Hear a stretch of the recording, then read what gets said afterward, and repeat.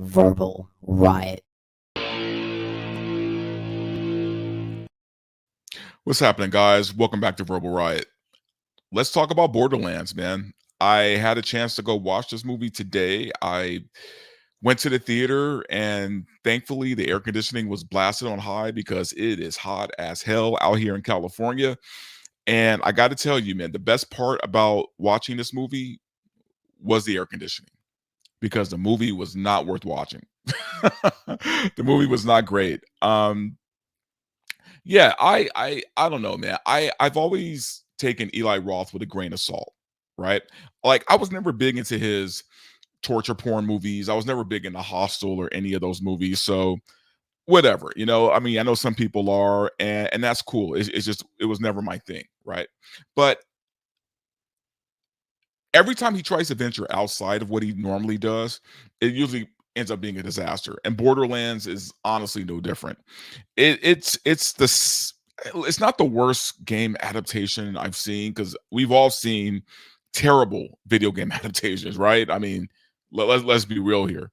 But the biggest crime of Borderlands for me for this movie was just how mediocre it was. It was so it's basically like it was like a costume, right?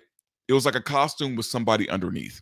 Like it presented itself as a Borderlands movie, but underneath it was a mishmash of garbage, right? It was like basically he wanted to tell a story and wanted to use the IP of Borderlands to tell his story. So it's just a very dishonest way of filmmaking for me. And to take a game that people love, right? Like I've played all three Borderland games, right? I know there's more. I know there's expansions and DLC. I played three Borderland games and I played the separate Tiny Tina game. So I'm familiar with Borderlands. Is it my favorite game? No. Do I have a love for it like some people? No, but I know the game. I know the characters. I know how to how things are supposed to work within the game. So for me, watching this movie and seeing what he did with it was it just felt dishonest. It felt so dishonest to me, right? I look. I'm not saying that the movie had to be shot for shot, right? It didn't have to be shot for shot of the actual game. Okay, I get that, but this movie started out one way, and by the end, I swear, by the third act, it became the Fifth Element. It started out as a Borderlands movie, and then became the Fifth Element, and it just felt cheap. It felt cheap, right? Like he used two of the main characters of the first game. He used Lilith and Roland, played by Kate Blanchett and Kevin Hart. You had, I think her name's Alicia Greenblatt, the girl who played young Gamora in Endgame. She was in the Barbie movie. She played young Ahsoka in the Ahsoka series. She plays Tiny Tina in the film. Jamie Lee Curtis plays some doctor. I didn't even bother to remember her name. And then you had Gina Gershon, right? Gina Gershon, guys, just so you know, like back in the 80s, back in the 90s, even now, she's a gorgeous woman, sexy woman, right? Way too old to play the role of Moxie, who is probably the most popular video game vixen in recent time, right? Like when I was at Comic Con a couple of weeks ago, the cosplayers that they got to play Moxie were gorgeous, and honestly, probably would have did a better job as playing her than Gina Gershon did. And it felt almost sad because Gina, she's old now, man. She's about 60, right? And she still looks good for a 60-year-old woman, but they had to they had to coat her in makeup just to make her look like she should look. When they could have just got some young actress to play the part. But again, Eli Roth wasn't trying to do a Borderlands film. And I can say the same thing about Lilith, played by Kate Blanchett. We all know Kate Blanchett is a great actress. We know this. But she's way too old. And I hate to say that. It hurts to say that. But she's way too old to have played this role. But Eli Roth wanted to make a statement about ageism in Hollywood. He said this in an interview. He said he wanted to make a statement about ageism. So that's why he hired all these old actresses to be in this film. It's just it's frustrating because this could have been an amazing movie, right? Borderlands, the game, and I said this in my live show yesterday with my panel, is that this franchise lends itself to being cinematic, right? Like there's some games that are kind of hard to translate into film, right? Borderlands is one of them. Borderlands is like Fallout. It's like The Last of Us. It's like those kind of games that could easily d- done right can transfer into film or television even. This would have been a great TV show. Well, the premise, I mean, the off the games, not what Eli Roth did.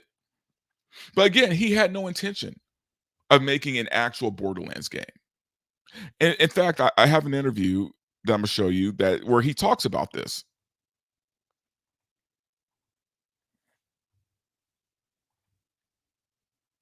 Do you have a favorite Easter egg that's featured in the movie? The answer is yes, I do. But yeah, it does differ. I mean, look, the games are the games and the movie's the movie. And that was one of the first things I talked to Randy Pitchford, the creator, about. I was like, I want to make a great, big, fun sci-fi movie. I want to do a mix of, Star Wars and Mad Max and Fifth Element and Barbarella and Blade Runner and Escape from New York. I want all of these things in there. I don't want to just recreate what's in the game. And he was great. He's like, go for it. The games are their own canon and the movie is its own thing. So there you go. He had no intention of making a Borderlands game. And by the way, there was nothing about this movie that was Fifth Element. I mean, that was Barbarella or Escape from New York or Blade Runner. Okay, thankfully there wasn't because not at all. Not and if he tried to copy those movies, he failed. But it definitely was Fifth Element. I'll give him that one, and not in a good way, right? It felt like he was doing a weird Terry Gilliam impression, right? Like he was. It was like his attempt at a Terry Gilliam movie. If you guys don't know who Terry Gilliam is, look him up. He did a movie called Time Bandits. He did a lot of other great films back in the day. Really cool guy. At least a good director anyway. But Eli Roth just isn't that guy, and I put him in a category of guys like Brett Ratner and J.J. Abrams, right? These are guys who I think they put up a good front. I think that for a while they were able to coast in Hollywood, but I think the veil has finally lifted on these guys, and Eli Roth is one of them. To me, he was never good in the first place, to be honest with you, right? At least J.J. Abrams did have me with Lost and an Alias, at least the first two seasons. Eli Roth has never done anything that I've loved. Now, some of you guys out there might be huge Eli Roth fans, and you'll fight tooth and nail for his honor. But I'm sorry, the guy's garbage to me. And this movie, I would be surprised if it made 20 million. If it made 20 million, I'd be surprised. Right? And it's so in the contrast of what this movie makes compared to what Wolverine and Deadpool has already made, or it's going to look bad because I don't think people are going to show up for this film. I went to see this movie because I had a free pass to go watch this movie, and also like I said, it was very hot today, so sitting in that air conditioned theater was like heaven to me.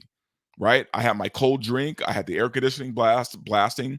To be honest with you, I should have just took a nap and slept for a couple of hours. But I knew I'd be talking about this movie today. So, oh man, it was frustrating, dude. It was just not good. It was not good, and I cannot, with a good conscience, tell you guys to go watch this film. Do not spend $20 on this. There's some people who are going to tell you, oh, give it a chance. You might like it. No, you're not. No, you're not. It's all you're gonna do is walk out of there mad. You spent $20, or if you're like me and it was just really hot today, maybe you just need a place to go and sit where there's air conditioning and something cold to drink. right? But if that's the case, I say just go hang out at the frozen food aisle at your local grocery store. Hang out there with the freezer open, because at least it'll save you money. At least it'll save you money. I have nothing good to say about this film. The action was okay, very generic action in this film. Uh, the the sets were okay, I guess. I will say this. I'll say that there's parts of the film set wise that feels like Borderlands a little bit. It feels like Borderlands a little bit. Other than that, though, there's nothing Borderlands about this movie. And if you're a fan of the game, you're really not going to like it. And here's the thing: I think if you've never played the game or don't care about the game, you might enjoy this film. But I don't even think even then, because there's not a lot there. There's not a lot. So unless you're just the biggest Kevin Hart fan in the world, and you know, I don't know. I don't know what to tell you. all I can say is, guys, don't waste your money. So I'm gonna keep this one short, guys. Because I don't have a lot to say about it. I wish there was more I could say. I wish there was something I could give it credit for, but it was just a waste of time. It was just a waste of time. So anyway, guys, I'm gonna wrap it up. Thanks for watching. Again, don't watch this movie, but if you can, please subscribe to the channel if you haven't. Give me some likes, because that would definitely help. Please share and comment on the video. You can also follow me on Rumble and X. And yeah, I'll be live again next week. So look forward to having you guys there with me. I'll talk to you later.